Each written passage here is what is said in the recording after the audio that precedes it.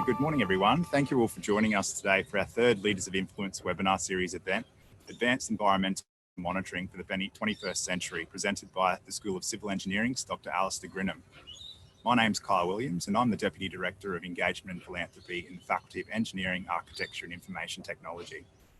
I'd also like to introduce Dr Joe Gaddis, Senior Lecturer and Director of Engagement in the School of Civil Engineering, and we'll be helping Alistair facilitate the session today.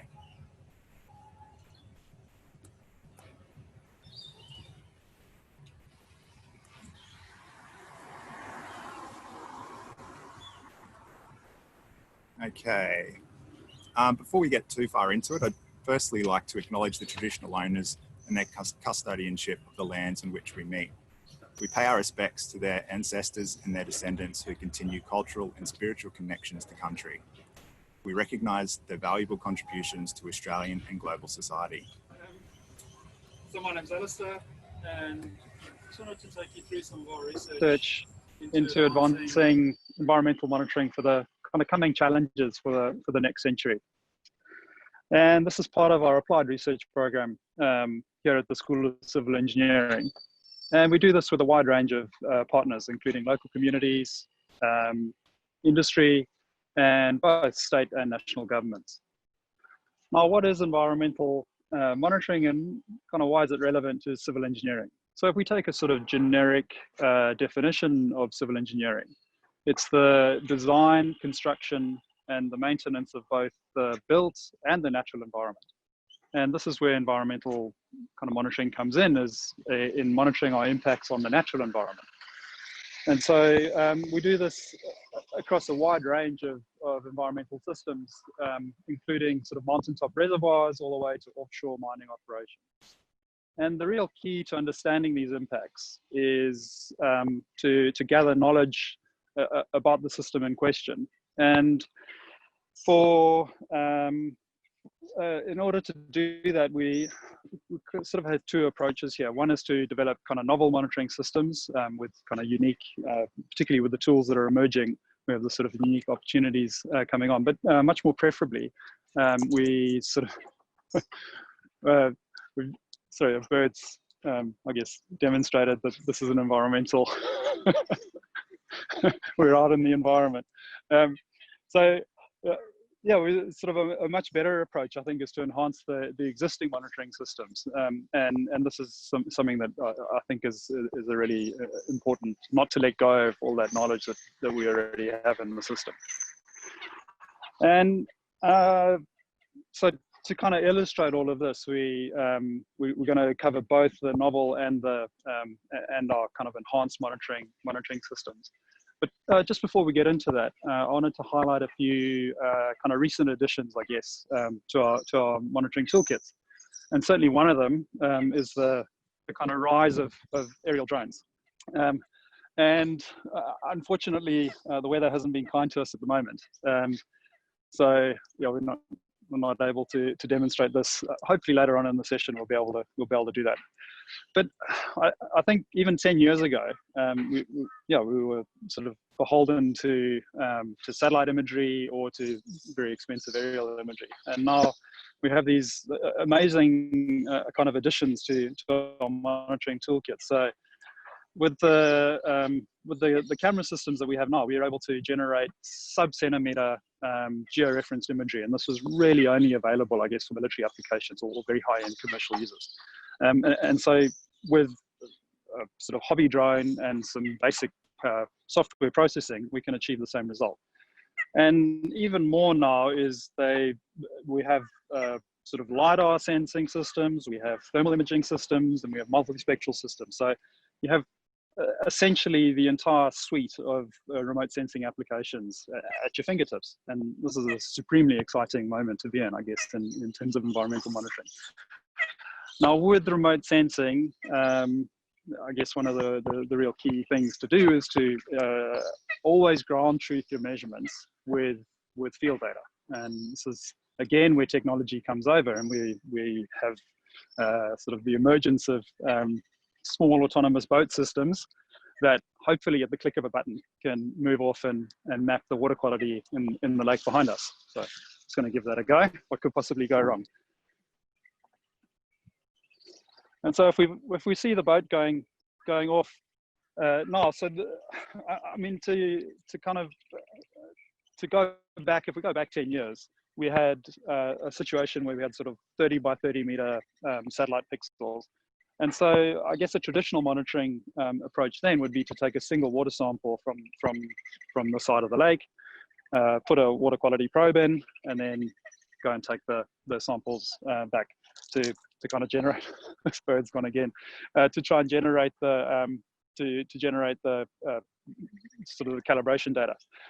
But as these birds are demonstrating, there's this sort of edge effects that go on in these systems. And so when you have the ability to go and map water quality every 5 seconds from the boat out there, that really does sort of maximize the amount of data you can extract from the environment. And so when you have the ability to take very high resolution remote sensing imagery and to take very high resolution sort of field measurements, you can really increase your knowledge of these systems.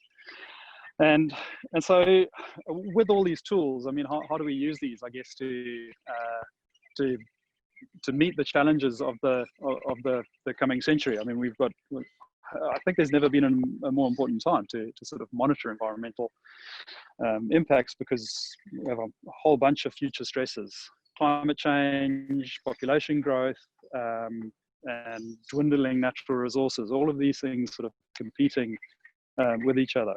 And so I guess to illustrate some of that, we're just going to go through, I think, 4 kind of important challenges that illustrate this. And so we'll then, I guess, along the way, we've learned a lot of lessons in the development of these tools and the application. So we're going to have, once the presentation is finished, then we'll have a sort of another opportunity, I guess, to share some lessons that we've learned, and then move into the Q&A session. So see you after the presentation. Now moving on to challenge 1, legacy of catchment land use. This can be illustrated by the changes we've observed right on our doorstep here in Brisbane. Moreton Bay is an iconic part of our lives in southeast Queensland, and well known for its natural beauty, especially salt marsh, mangroves, and its blue waters stretching offshore. However, looks can be deceiving. During large flood events, we see massive turbid plumes across the bay, containing millions of tons of terrestrial mud. This gives us a glimpse into a different story unfolding along the bottom of the bay. If we compare the 1970 mud distribution to 2015, the scale of change is staggering, as the area of mud has more than doubled in the last 45 years, with 850 square kilometres now smothered in mud.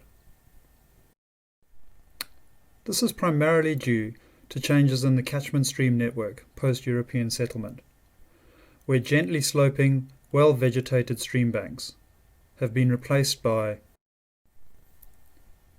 vertical, bare channels, as the stream bank vegetation has been removed. This removal destabilizes the stream bank, allowing them to erode during flood events, and results in a massive increase in sediment loads being carried into the bay. There is a major impact on tourism, fisheries, port operations, and ecosystem health within the bay, and it also represents a substantial loss of rich agricultural soil from catchments. A regional rehabilitation program has started to address this by targeting erosion hotspots within the catchment stream network. The channel slope is lain back, as shown on the right-hand bank, and then planted with grass and trees to further increase bank stability. The cost of re-engineering stream banks is considerable, and it is vital to continually monitor the rehabilitation success in order to refine the process. Drones offer an excellent tool to visualize the changes, as well as communicate these to a broader audience. Here, we can clearly see the revegetation process has been successful, with complete bank coverage by the grass plantings, as well as strong tree growth. Time-lapse cameras are also excellent tools to communicate dynamic environmental processes. Here, we see a major flood through the rehabilitation site, and when coupled with the flow data, we get a sense of just how quickly these flood events can happen, as well as the power of their peak flows.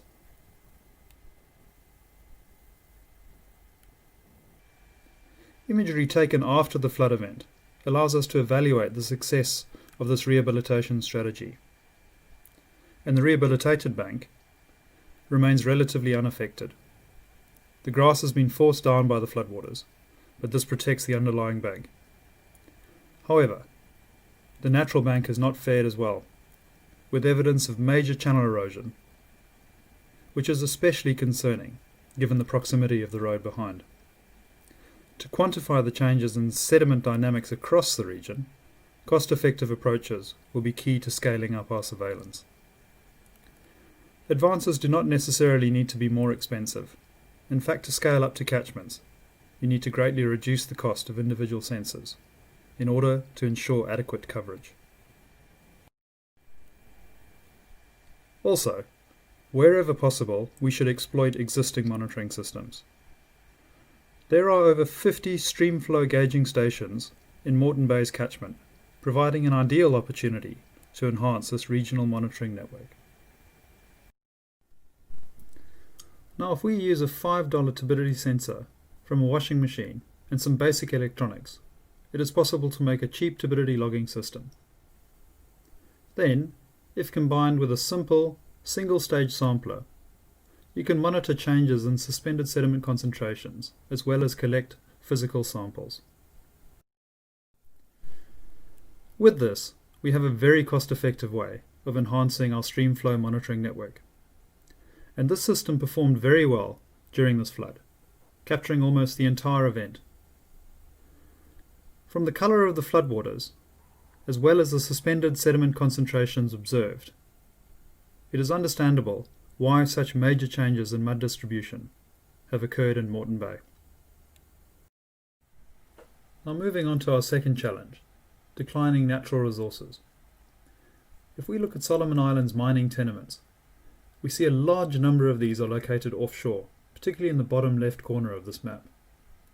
This is increasingly common in countries that straddle ocean plate margins, and it is sparked by mining interests in the rich mineral deposits found around vents, as companies look beyond our increasingly scarce terrestrial deposits.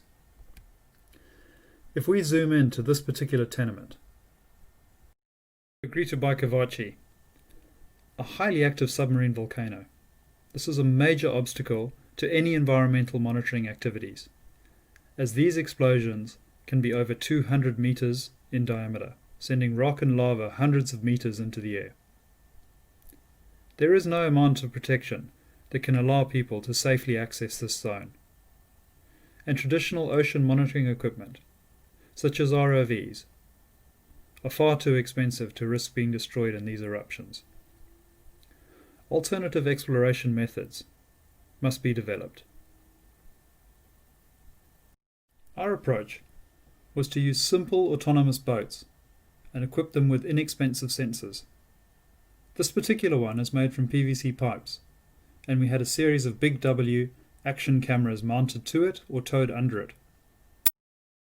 Footage from the surface camera provides a good reminder about why caution is required when working around this area, and it also led us to assume that there would be very little to be found in the waters beneath.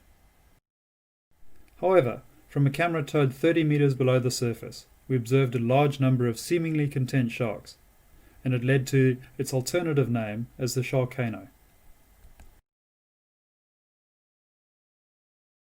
In addition to the sharks, we found huge schools of pelagic fish, which no doubt contributed to the sharks' contented nature, and it is likely these schools will be important for both subsistence fisheries in nearby local communities, as well as to regional commercial fishery operations. We're also able to gather quantitative data about the volcano using this boat. A surface chamber with a logging CO2 sensor was able to capture the gas emissions from the bubbling areas around the volcano's vent, and we could demonstrate Kavachi was a strong emitter of greenhouse gas.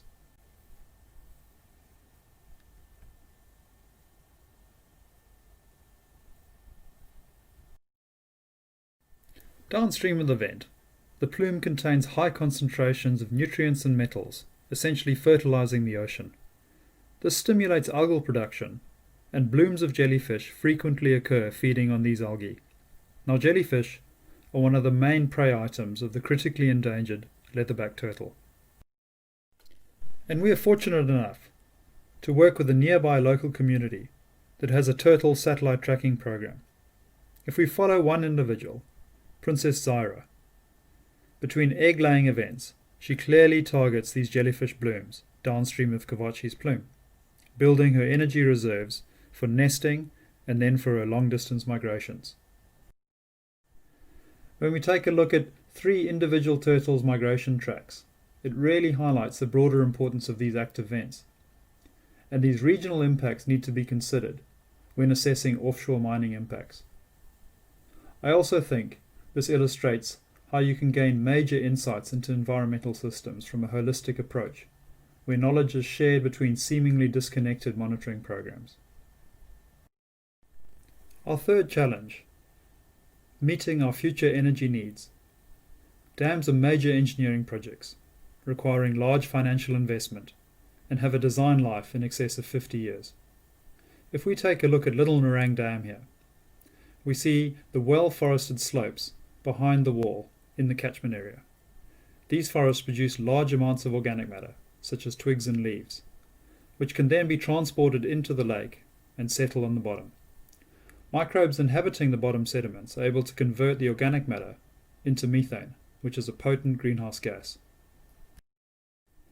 This gas can then escape from the water surface via a slow diffusive pathway, or rapidly escape as bubbles, shown here. Hydropower projects need to account for these greenhouse gas emissions when determining how clean and green the power they produce actually is.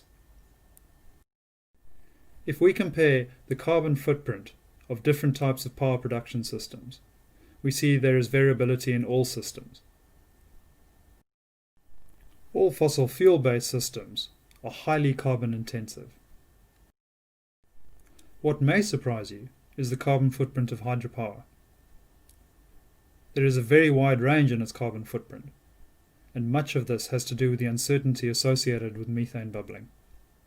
This uncertainty needs to be resolved, especially as many hydropower reservoirs are currently being considered, particularly in South America and Southeast Asia. The real issue with monitoring bubbling is its unpredictable nature relative to the massive surface area of reservoirs. Traditional floating chambers cover less than 1 square meter. So on a 100 square kilometer lake, it is not possible to generate representative estimates of bubbling, or even to detect if it's occurring. To detect bubbling, we can use drones, as this footage shows. It also demonstrates the unpredictable and random nature of bubbling events. It is possible to get a qualitative estimate of bubbling by counting the number of bubbles. However, what is needed is a quantitative method that can cover a wide area of the reservoir. To do this, we coupled a robotic boat with an optical methane detector, or OMD, and mounted this to the front of the boat. This can then sweep over the lake surface, accurately measuring the bubbles' location as well as their size. With this approach, we're able to set the boat off to undertake whole-of-reservoir surveys, covering thousands of square meters per hour. These surveys can be repeated essentially for as long as needed, allowing us to capture the changes in both bubbling rate and the surface area over which bubbling occurs. This information can also allow the scaling of traditional monitoring approaches and leads to a far more confident estimate of reservoir emission rates, reducing the huge range of uncertainty surrounding the bubbling pathway. Our final challenge: living with rising seas. Sea level rise is one of the greatest challenges facing the natural and built environment over the coming century. It is critical we learn as much as possible about its potential impacts to optimize our adaptation strategies. If we take a look at rates of global sea level rise from 1993 to 2008, there is large variation in the changes recorded, with some hotspot areas experiencing far higher rates than others. One such hotspot area is across Solomon Islands, and it is particularly important to monitor changes in these areas as they provide a window into the future for the rest of the world. We focused our monitoring on low-lying areas across the country and relied on local anecdotal evidence to narrow our search. As you can see from this footage, these places are particularly vulnerable to any sort of rise. This community will have no choice but to relocate their entire village. There is simply nowhere else to go. To observe historical changes, we compared modern satellite imagery to aerial imagery collected just after World War II. In Nuatamba village, the stark reality of sea level rise is seen, with more than 70% of the houses already lost, as well as the entire central section of the village. Drone imagery from this village really highlights these impacts. In the foreground, we see the stumps from houses that have already been lost, along with the terrestrial trees now lying underwater. Those houses that still stand are essentially clinging to the last remaining sandy spit. But we can also see houses in the distance, where many of the families from the village have now moved. This fragments the village and disrupts the social cohesion of the community.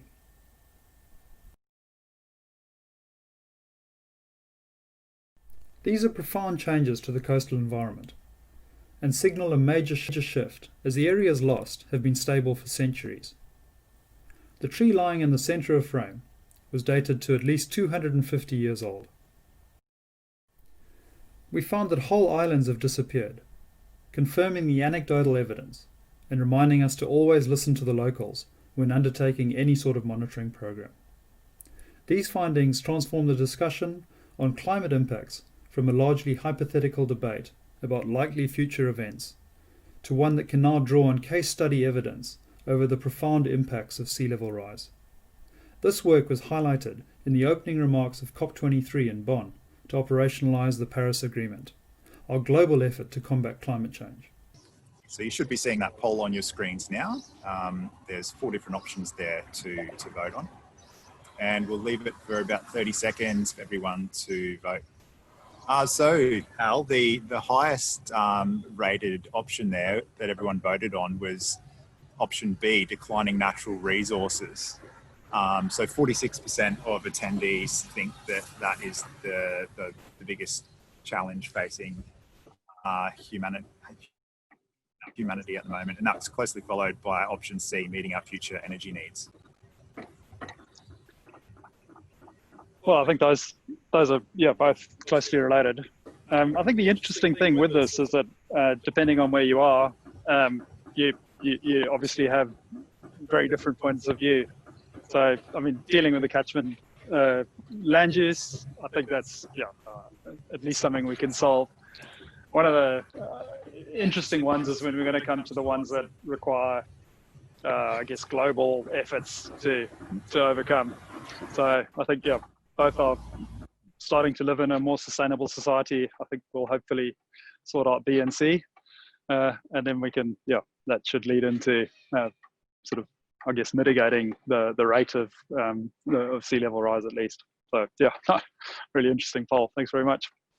I just wanted to remind people about the link in the chat function to the boat's progress. So you can link into that and have a look at, I guess, some of the data that's come in from that, as well as the if you do have Google Earth in there, there's a KML that you can click on to get the spatial patterns. So I think hopefully highlights, I guess, some of the none of these systems are able to be represented by one number. So I think it's really cool to have some of these tools available to kind of highlight some of the variability within our natural systems. And so I guess with all these kind of developments and the different monitoring systems that we've been working on, we've learned a number of, I think, very valuable lessons, and often very painful. And I just wanted to run through a few of kind of the ones that I think are, I guess, some of the main lessons that we've learned over this process. So, failure is our constant companion. We seem to learn the most when we fail, and I think in a development process that's really important, because you kind of iron out all the kinks before they happen. But what it does mean is that you really do need to develop kind of new or enhanced systems before they are required. And so that's a little bit of a hard sell, particularly for kind of industry or funding agencies to be able to say that, look, you're going to need this in a few years' time. So I think that's where the cost-effective options are really important. So I think that allows people a little bit more leeway in terms of kind of supporting these networks. The other one is I never want to get rid of traditional monitoring approaches. I think there's a place for all of them, and we should be very careful when we start replacing these. You seldom understand the importance of a monitoring system, at the start, and it might only develop after many years. So I guess the classic example of that is the Keeling curve, where Charles Keeling, he started collecting atmospheric carbon dioxide samples in 1958 on top of Mauna Loa, and now that simple kind of monitoring process has been recognized as kind of one of the major scientific works of the 20th century. And so I think there's always a place for kind of the traditional approaches. So again, I think that kind of supports our interest in enhancing these monitoring approaches. Now, the other thing is getting more data doesn't translate to more knowledge, and I think this is a really, really important one. So it can actually lead to the opposite situation, where you have a lot of effort is expended in trying to extract real environmental signals out of data sets. And because there's so much data there's data transmission issues, there's sensor filing issues, there's all these types of issues that you probably wouldn't get in a traditional monitoring program. And so I think that I think we should be very careful about necessarily thinking that just because we're gathering more data means that we're gathering more knowledge. And engineering projects run on accountability. And so in the environmental space, this often kind of translates to the way the samples are collected, the protocols, kind of the strict sample collection protocols, as well as certification of the samples when they go to the lab. And I guess in some of these emerging monitoring systems, that process and the practicalities of embedding that into policy hasn't occurred. And so I think as a research community, we need to engage with industry and with government to start trying to make that process happen, because I think that's kind of the real key to embedding these into meeting the challenges for the future. If we are successful in doing this, I think you can start to judge the success of monitoring programs not I guess, as we do now, which is kind of how strictly they adhered to a certain protocol or a certain sort of lab standard, but more kind of utopian vision, I guess, of judging them more by the knowledge that you've gained of that particular system and the impacts that you're having on them. And I do feel that's a sort of lofty goal to aim for. And kind of lastly, and from a personal point of view, I don't think there's been a more exciting time to be an environmental engineer or to engage in environmental monitoring. We've got this huge variety of challenges that are facing us at the moment. And each of them are going to have kind of competing mitigation strategies and adaptation strategies. And so underpinning all of that is going to be monitoring. And as we transition to a more sustainable society, I think that's super important to have the environmental monitoring to guide us along the way. Yeah, thanks so much for your attention, and yeah, look forward to answering any questions in the Q&A session. Yeah, thanks so much, Alistair. That was fantastic. So we've now got some time for questions and answers, everyone. So please post your questions in the Q&A function or the chat function, as some of you have already done. and I'll hand over to Dr. Joe Gaddis to start fielding some questions.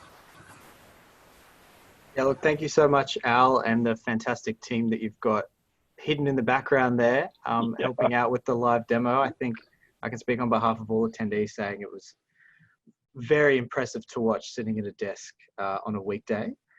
But we've got some great questions coming through here, which I will facilitate. And anyone else watching, please post additional questions to the Q&A or chat function, and I'll get through as many as we can. So the first thing is to continue on your last points there in terms of working with industry to build capacity in implementing some of these technologies. Which industry sectors or companies at the moment are you seeing, you know, a sort of sharp interest or uptake in some of the tools that you've shown us today? Yeah, no, I mean, that's an awesome question. So some of the obvious ones, I guess, are the industries that are involved, I guess, in the monitoring space. So there's obviously a really big kind of environmental monitoring industry, but where kind of the exciting partnerships have been people that have, I guess, unique problems. So event monitoring is, so for flood events, I guess that's quite unique to Southeast Queensland, or at least to kind of wet tropical areas. But you really only need these monitoring systems to be going for kind of 1 or 2 days per year. And so to have like the huge infrastructure sort of behind that to run at the ready all the time, I think needs a lot of work in terms of making that a cost-effective approach. And so bulk water entities, so the Port of Brisbane, so those are the types that have real issues with sediment, both kind of filling up the reservoirs or filling up the shipping channel, where I think we've got so some really exciting opportunities to improve our monitoring of that. So yeah, I think that those are the sort of main ones. Follow-on question there. You've mentioned a few times you sort of need to work with these partners over a longer period of time to kind of find solutions that are practicable for their particular problems. But in terms of the cost sensitivity, and particularly, I guess, the decreasing cost of the tools you've shown us, has that changed the conversation? Like, a company's surprised to kind of learn about their new capacity and therefore have started exploring things that, you know, they might not have otherwise been doing? I think so. I mean, I think it's really good to use the cost-effective nature as a kind of hook to get people interested. I think one of the dangers is overselling it. So a lot of the time, you do have, I guess, a long way to go in making these systems plug and play. And so research can get, I guess, the technology readiness level to a certain kind of standard. But I think really pursuing that kind of after the, you know, to take something from something that, you know, a few technical people who know a lot about electronics and the behavior of the system, to be able to just make that a plug and play environmental thing that you can place there. I think there's a bit of a lag, I guess, in developing that. And so I think for at least some of these tools, that's where we're really starting to focus our efforts. And I think having success in some areas and sort of frustration in others.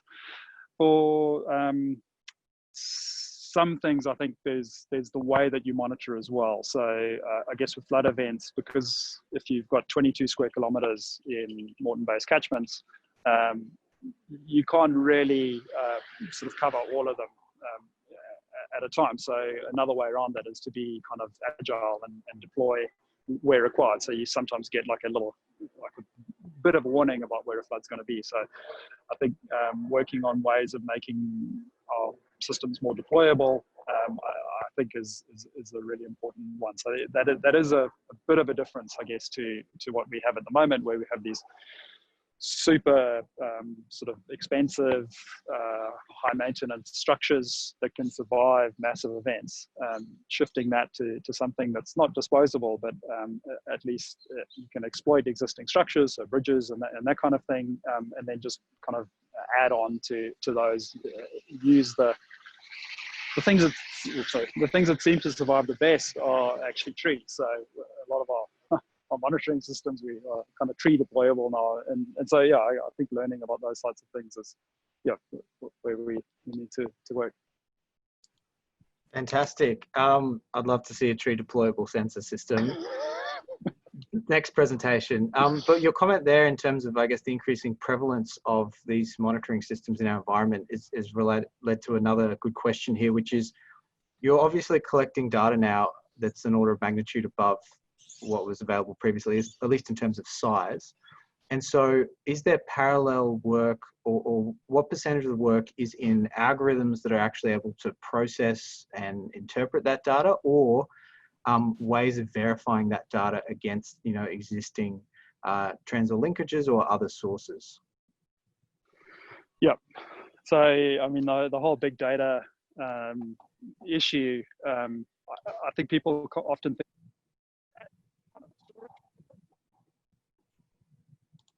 I mean, that's certainly one part of it. But yeah, they're absolutely right in that what you want is a functioning data system. So if I think time-lapse cameras are a really good example, where if you can use the information that you have from the sensor that you've deployed, and then instead of transmitting huge quantities of images or video back to some central system, you have a little bit of onboard processing going on there, and then you just send kind of water level or flow speed or those types of things. Then you can reduce, I think, a lot of the data storage burden in that. Now, one of the ways, I guess, that we're trying to implement the kind of holistic effect is to use the sensor systems to inform models that then inform the sensors again to kind of tell you where to go and detect sort of environmental signals. And I think that's a really good way of, well, it's a really good test, because there's so much that you don't know about these systems. And so you can have the most sophisticated models and pretend that you have a lot of knowledge about a system, but you always find out that you get surprised by these things.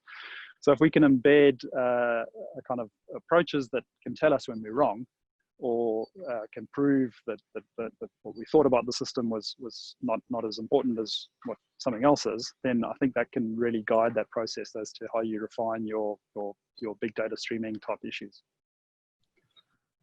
You mentioned a few times in your presentation too about, in trying to guide what's a meaningful sensoring strategy or monitoring strategy, working really closely with local community groups and accessing that local knowledge. So I'll ask next a question here related to that, which is, are these tools used by community groups? And, is there a cost or expertise barrier there which could be addressed to allow more widespread community-led monitoring, which is a really fantastic question. Yeah, I guess I can't emphasize enough how important it is to engage with local communities. And that's, yeah, I mean, and incredibly connected to the environment. And so, yeah, we've learned so much by going over there under the pretense of engaging in research and kind of helping people, but often it's completely the other way around. And so listening to people is super important. And sometimes we don't do that. We kind of come in with this assumed knowledge, and yeah, it often, if you can muster the passion that people have for the environment that they have around them, and then combine that with some numbers that kind of support or sometimes don't support what their thinking is, I think you can keep a conversation going, and you can keep research partnerships going for decades. And then that's where you can start to detect real changes in that. So the sea level rise was a classic example where sort of, I guess, fireside chats late at night in a Solomon Islands village is kind of what led to us being told about these islands that people used to fish on, and they disappeared. And so then, yeah, we said, yeah, can't be true. And so then, yeah, that kind of targeted at our monitoring of that. And yeah, I mean, it led to also, it's a little bit, I guess, confirming what people already know. It's not really a discovery because they've already discovered it, but I think communicating that to the rest of the world and how that kind of follows through to people's understanding about broader impacts, I think is where we can come in with sort of taking local knowledge and giving it a broader platform. Fantastic, thanks, Al. Now there's heaps of interest here, so I'm going to change gear a little bit. We've got actually a couple of sort of interesting questions about the drones you showed us, the yellow boat and the one flying just over your right shoulder there. Firstly, in terms of this boat, there's some questions related to, I guess, conditions in which it can be taken out. So does water depth or other changing environmental conditions sort of affect the circumstances where it can be used? And I'd extend that question to include the flying drone as well, while we've got them both on the camera there.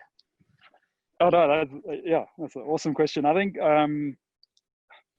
there's two approaches you can go for. You can either try and make an autonomous system so kind of environmentally tough. There's a massive cost penalty for doing that. And so I guess the approach that we've taken is that we want to answer questions about often quite violent processes. So kind of flood events or volcanoes and those types of things. And so you're better off going with something that's not quite as robust, but you can still extract useful information. This boat actually is also used, I mean, it's used offshore, not in serious sea states. Yeah, if you've got massive waves and that sort of thing, you can roll them over. And so actually the designer of this is trying to put props on both sides, so even if it rolls over, it can still keep going. So I think there's ways around some of the issues there. But once you've got something that's relatively cheap, you can ask different questions. And I think with the drones, that's with the aerial drones, aerial drones suffer a little bit from flying in wet weather and high winds, and so you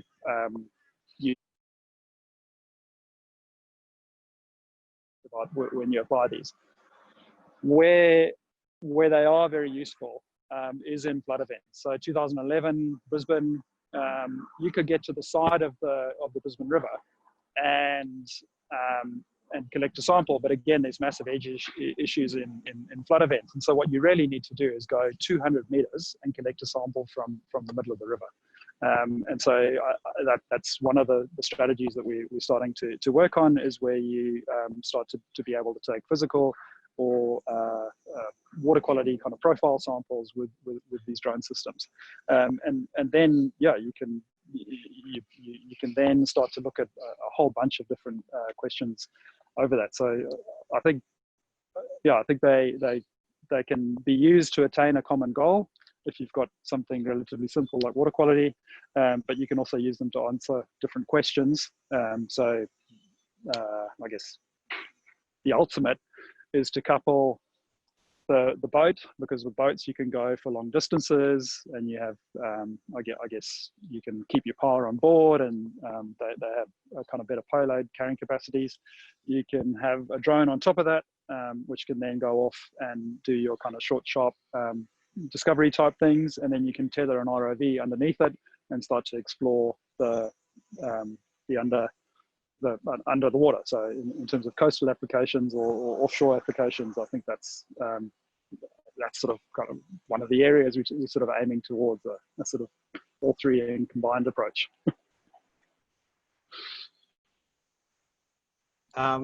There's a question based on what you just said, which I'm dying to know the answer to. How often do you lose equipment like drones? And my follow-up, having a friend who destroyed some equipment in his undergraduate coastal monitoring thesis, is how much trouble does the person using it get into? With any environmental monitoring project, it's necessary to sacrifice equipment. So you try and minimize that as much as possible. But for, I guess, the flood event that we showed in the presentation, just as an example, for the nodes, we sent out 9 nodes and 2 came back. No, I mean, we got some of the others, but they were totally destroyed. And so I guess you have to justify kind of the costs associated with that. But in terms of the data reward that we got from that was way in excess of what we lost in terms of the equipment value. And so I think sometimes that's not always the case, and sometimes you can lose. I mean, losing drones is quite devastating. The more high end ones, because there's a slightly higher cost penalty with with those ones. We certainly have lost a few of those, but we have because all of us in the research group have all done it at least once. People are very hesitant to be too aggressive in their in how much in displaying their disappointment, because no doubt kind of the next field trip that we go out, that's going to happen to them. So we have a very kind of sort of understanding policy when it comes to losing equipment.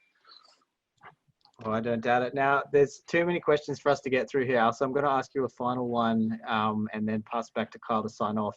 But it's one I'm sure a lot of people in the audience are asking, which is, where can one start to get experience in using these types of autonomous monitoring technologies? Is there in designing their own, or just working with, I guess, existing off-the-shelf systems for their own particular area of interest? Wherever possible, I would suggest using existing off-the-shelf equipment.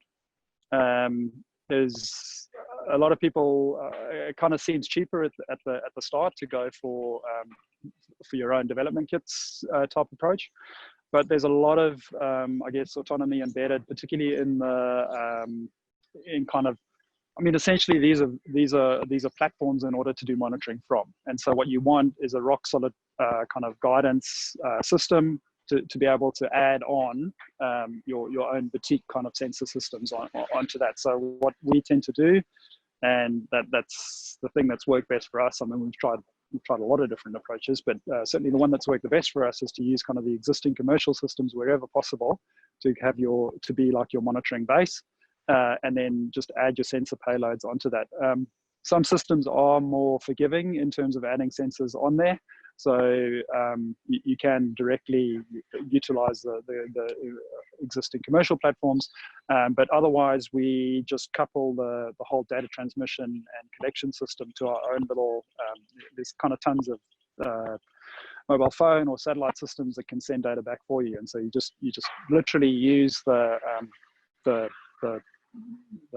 whatever aerial or surface kind of drone system that you've got, and then you just plug on your own monitoring system in order to be able to communicate the data back. So yeah, wherever possible, I would advise to use the commercially available systems. Thank you very much. And with that, I'll finish up the Q&A. So thank you to the attendees for those wonderful questions. Thank you to Alistair and your pilots sitting, working away in the background to give us such a brilliant live feed. And I will pass back now to Kyle to sign off. Thank you, Joe. We've just got a truck going past, so just give me 1 second. All right. Yeah. We're just going to try and share some vision of the drone in closing while I'm talking. So just wanted to say a big thanks to Alistair for the session today. I hope everyone found it interesting. And a big thanks to everyone for participating today. We hope you found the session interesting and took away some practical information. So this webinar is the third in our Leaders of Influence webinar series that we're delivering over the coming months, featuring leading researchers, industry and alumni presented by our schools of civil engineering, chemical engineering, information technology and electrical engineering, and mechanical and mining engineering, covering a range of interesting and informative topics. So keep an eye on our events website with more interesting and engaging sessions being announced soon.